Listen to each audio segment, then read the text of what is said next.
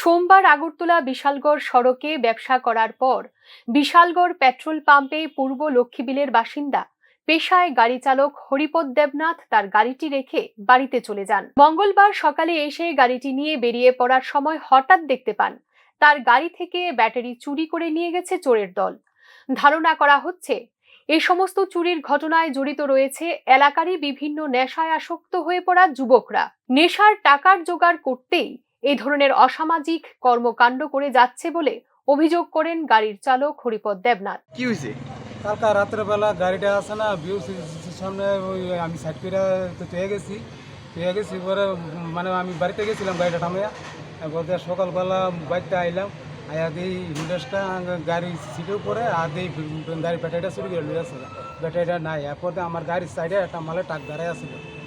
এরপর আমি CC camera গেলাম, কী করে সিসি ক্যামেরা দিয়ে দেখলাম যে সিসি ক্যামেরার ভিতরে শুধু মালে টাকটা দেওয়া যাইতেছে, আমার গাড়িটা দেওয়া যাইতেছে না, ডান সাইড। তারপরে আমি সিন্ডিকেটও গেলাম, আমরা ওদের যারা লোক আছে তাদেরকে জিজ্ঞাসা করলাম যে এগুলো নিয়েছে লুটু ভাই, এগুলো নিয়েছে আমার গাড়ির তো ব্যাটারিটা ওখানে নাই। এর আগেও আসছিল আমার গাড়ি রেখেছিলাম, কোনো অসুবিধা হচ্ছে না ওখানে যে আয়া। কি গাড়ি আসলো এটা? কি গাড়ি আসলো? এটা টাটা ম্যাজিক। কোন রোডে চালান আপনি গাড়ি? আমি বিশাল করা করতে পারি। বিশাল করে রাখতো না, এখানে সবসময় বিউসির দিকে রাখেন? না, সবসময় রাই না। আচ্ছা, কালকে রাখছিলেন?